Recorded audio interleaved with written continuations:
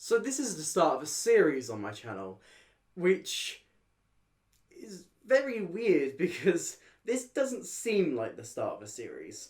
But I have an idea, and I'd like to go with that idea. So, Starkid, you've most likely heard of them. They're a very popular theatre company who used to make a lot of parody musicals, have moved on into their own kind of style, and always make their shows available publicly on YouTube.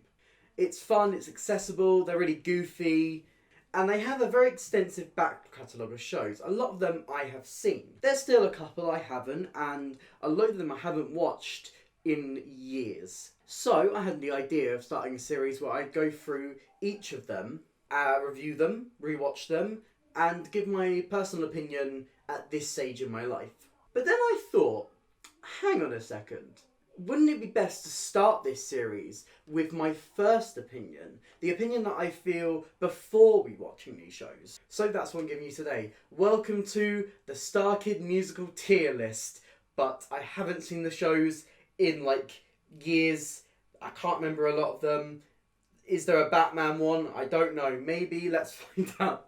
But of course, if you haven't seen me before, hi, I'm Daniel. I talk about theatre.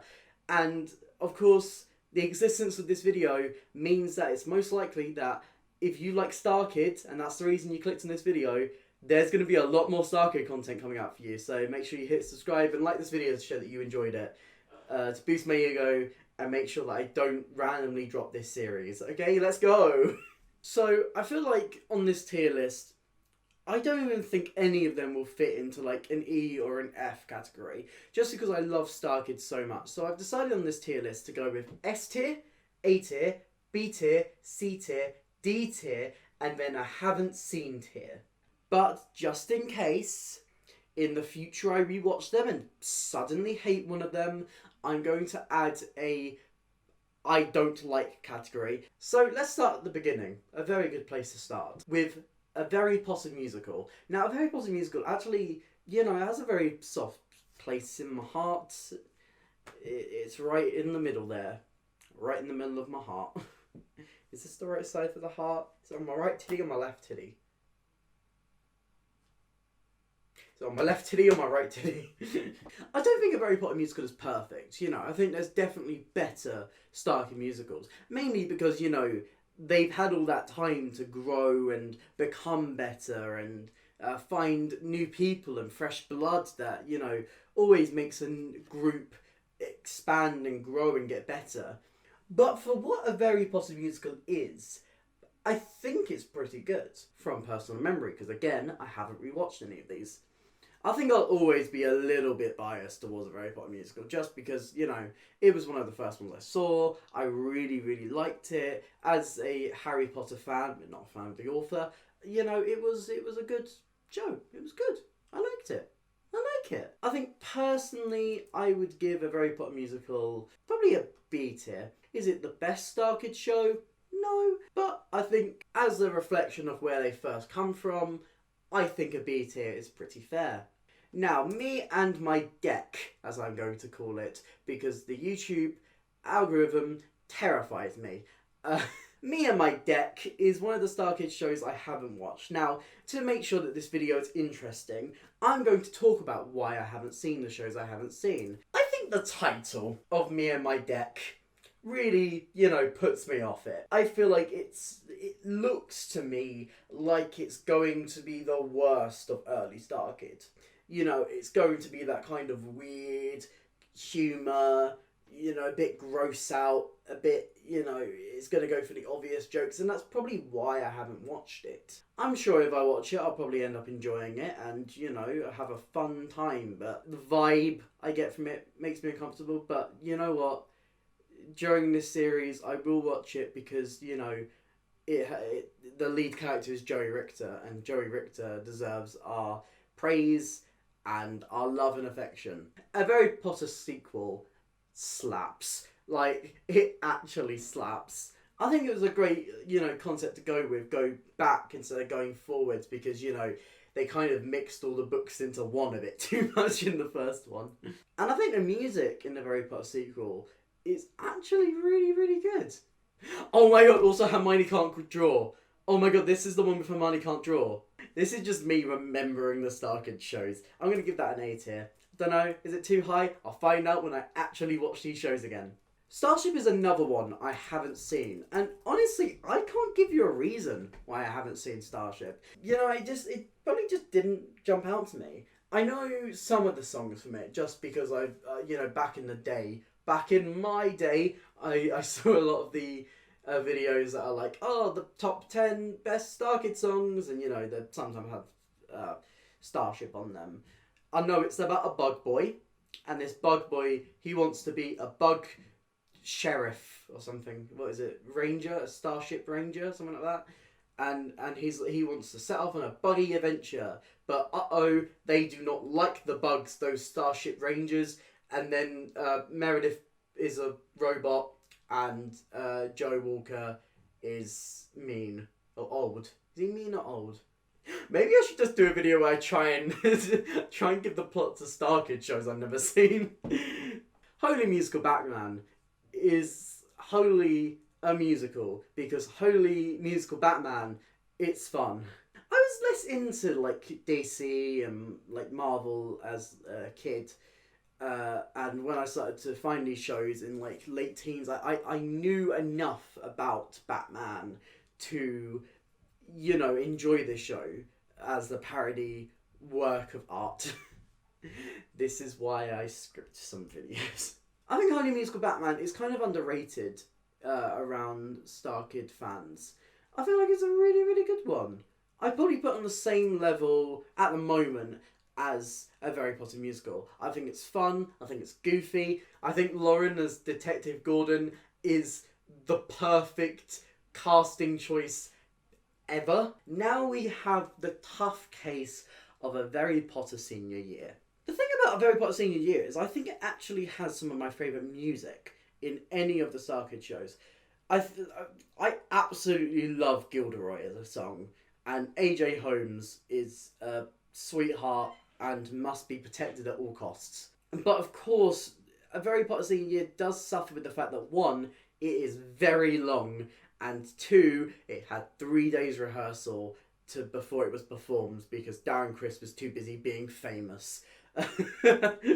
So I feel like it does suffer in that regard, but how much do I take that out on it?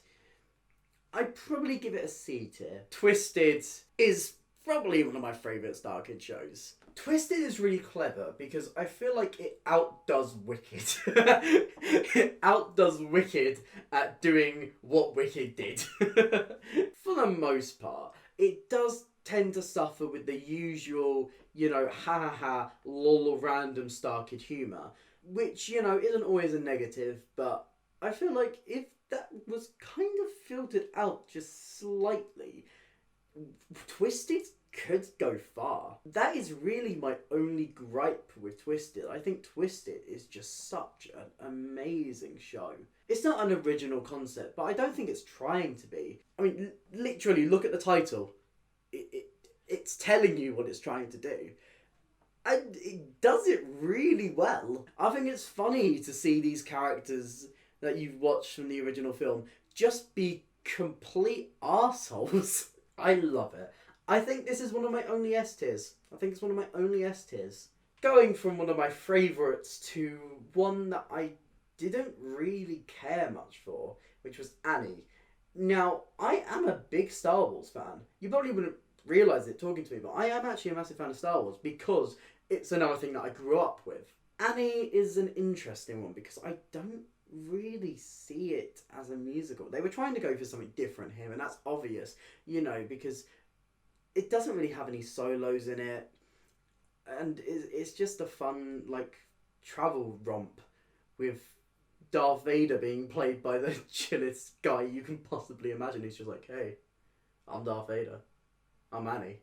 Yeah. I think it has some elements to it, but I probably need to rewatch it. Probably place it into D, to be perfectly honest. I don't think it deserves a D, and I hope that when I rewatch it, I'll change that position, but I think D tier for now. Trace Oregon is A tier. Trails of Oregon is amazing. There's a couple of Starkid shows that I feel could work on their own. One of them being Twisted.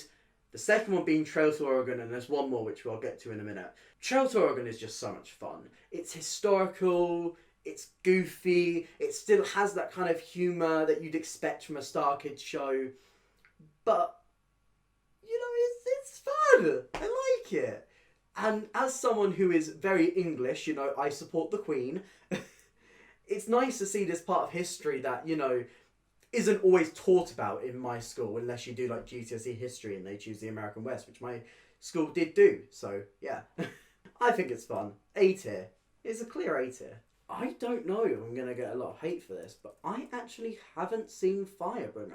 It's been on my list for a while to do for an episode of First Impressions, and I was going to do it last month, but then I got sick. I feel like the reason I haven't seen Firebringer is I didn't really find time when it first came out. Like, I was a big fan of Starkid by then. I was watching the shows as they came out, and then Firebringer came out, and I didn't really hear many positive things. People were like, oh, it's not the best thing that they've ever done. So I was like, okay.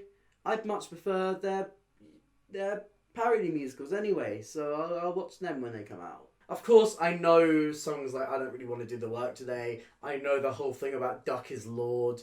But I just never really found time for it. And I didn't really hear enough positive things to dive into it.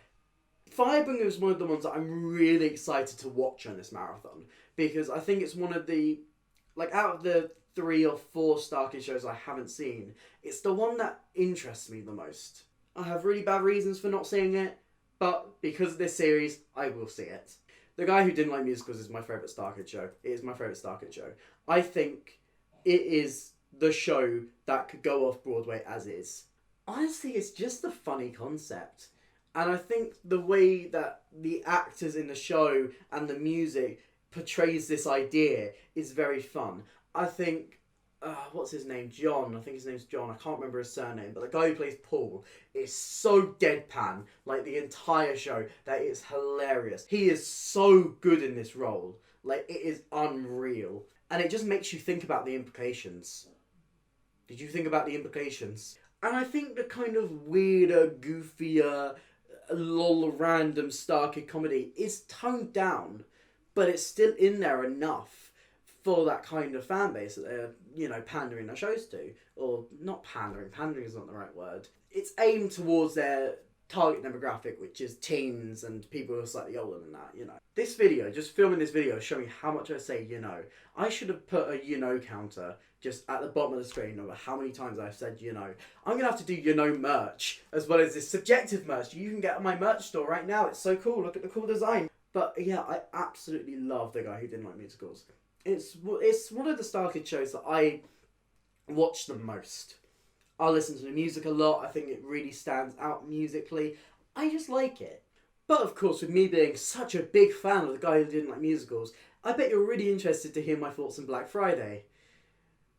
Oh god. I watched Black Friday when it came out, literally the day it came out. And I feel like its problem... For me personally, I remember that theatre is what's subjective, so if this is a problem that's shared for you, then that's absolutely fine and absolutely valid. I didn't like how referential it was. I am really interested to where they go with their, you know, Hatchetfield universe, because it is an interesting concept to go down. You can explore so many different areas in this town, you can introduce so many people, and it's quite nicely self-contained. But I didn't realise how much that could put off a new viewer. There's a lot of just really tiny lines that are like callbacks, but of course, because you've got an audience that's so invested in this show and in this group, that the tiniest lines can get such a massive applause and just leave a new viewer sitting there going, oh, why are they cheering at somebody telling someone to get a watch? I don't get it. Like, these details can feel very off-putting. Now, a Harry Potter sequel and a Harry Potter musical, you know that these two are the first one and the second one. It's very, very clear, but Black Friday doesn't share the same universe. It's kind of like multiverse. And if someone goes to watch a Starkid show and the first one they see is Black Friday, that could put them off. Now, I've probably got to also mention here that the cast of Black Friday didn't have a lot of luck when it came to their show. When they filmed it, they were all sick. They were all, like, dying. It was not good for them, and I haven't listened to the cast album alone because mainly I didn't really attach to many of the songs. I probably just need to give the show another chance. That's really what I feel like I need to do. I need to give Black Friday another chance when I'm more open and when I can spend some more time to properly research it and put it into the context it deserves to be in. But this is a first impressions tier list, and my first impressions on this show were that I didn't like it, so I probably put it into D. I'm not going to put it into like the god awful tier because I don't think a single Starkid show is god awful. Except maybe Me and My Deck, but I don't know. That show just scares me. I'm very scared to watch that one. That's why that tier exists. So after trying to dive back into my memories, this is where this tier list stands. Comment your thoughts. Where would you place all the Starkid shows? And what Starkid show are you most excited to see me cover? All I've got to say now is thank you for watching. If you enjoyed this video, please consider hitting like and subscribe. There's some more videos on the screen right now for you to check out and enjoy. But that's it for me today. I'll hopefully see you next time, but make sure you think about the implications. Bye!